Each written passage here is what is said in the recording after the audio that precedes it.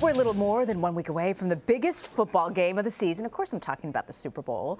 The New England Patriots will take on the Philadelphia Eagles. Questions surround the health of Patriots tight end Rob Gronkowski, who left the AFC Championship game with a concussion. CBS Sports writer and the host of Reiter Than You, Bill Reiter, is here to talk about all this and much more. So, Bill, we're not too far off. Is Gronk going to play? I think he'll absolutely play, but where we are now, he has not participated yet. He's still in the concussion protocol, but the reality is that we've seen guys in game who, at least from a distance, seem to be suffering from concussion symptoms go back into games. It is the Super Bowl. There is an extra week. I think it's a very safe bet, despite where he's at right now, that Gronk will be there as Tom Brady's favorite target in the biggest game on earth. So if he doesn't play, I mean, how would this impact the Pats in their game? It should impact them, and an actual mortal human being who ages like Tom Brady does not would actually have a real problem, because he is the most important part of what they do. And in terms of opposing defenses and the Eagles trying to stop the Patriots, you got to go after Gronk. But Gronk went down in that last game, that AFC Championship game, and somehow Tom Brady was still Tom Brady. So he's an advantage for the Patriots, but if he's not there, I would imagine Brady's still going to be ridiculously Tom Brady again. Ridiculously Tom Brady. I like that line. So what would you think, speaking of lines, what's the big storyline you think coming out next week? Oh, I think it's going to absolutely be, if they get this Super Bowl, they're not just the greatest quarterback and coaching duo of all time, but how long can this last? I think most of us that cover the sport keep waiting for Tom Brady to play his age. He's 40, but he's just getting better and better. And so I think a lot of us are starting to understand that maybe he can play till he's 42, 43. He says 45. Are we talking about a Patriots dynasty? For everyone who's not a Patriots fan, it's unfortunate. It's going to last another half decade. It's in the realm of possibilities. 45? Crazy. I mean, what's going on? I know he had that new book and everything out about his diet. And one of three things. He's very special. He's from the future. He's an alien. It's something weird is going on. We can't explain it with modern science. So glad you clarified that. So glad you clarified that. Okay, so I want to ask you about a totally different type of football, XFL. Vince McMahon announced that it's going to be returning in 2020. I want to play a bite for you.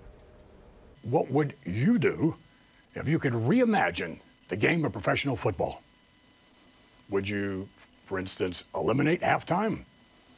Would you have fewer commercial breaks? Would the game of football be faster? Would the rules be simpler?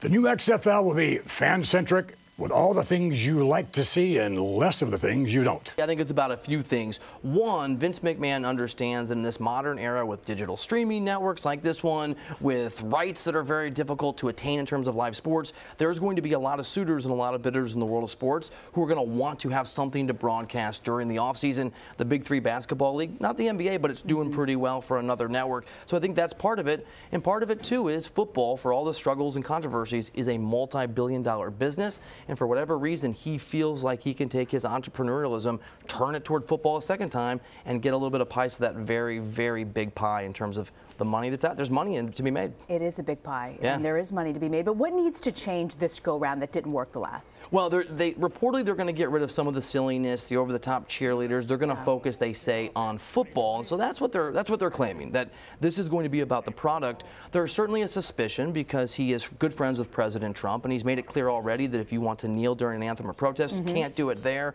So there's some speculation around the sports world and the NFL that maybe he's going to try to position this league as a more conservative, Americana, no controversy league, and see if there's a market for that. You think it'll work? I don't, but you never know. I mean, the NFL has such a stranglehold on this particular sport. I think it depends on what their goals are. Again, the Big Three basketball 3-on-3 league, retired players, it's not the biggest thing on earth, but it's interesting, and it's a nice little niche.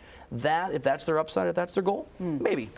Hey, speaking of basketball, let's talk NBA. The league is doing a little something different with the All-Star games. What is it? So it's a change a little bit. Usually in the past, you'd have your All-Star starters and your reserves, and one group's from the Eastern Conference, one's from the Western Conference. Good news, I think, is that they let the top two vote-getters, LeBron James and Steph Curry, draft their teams, just like on the playground. We're like, some poor kid had to be last.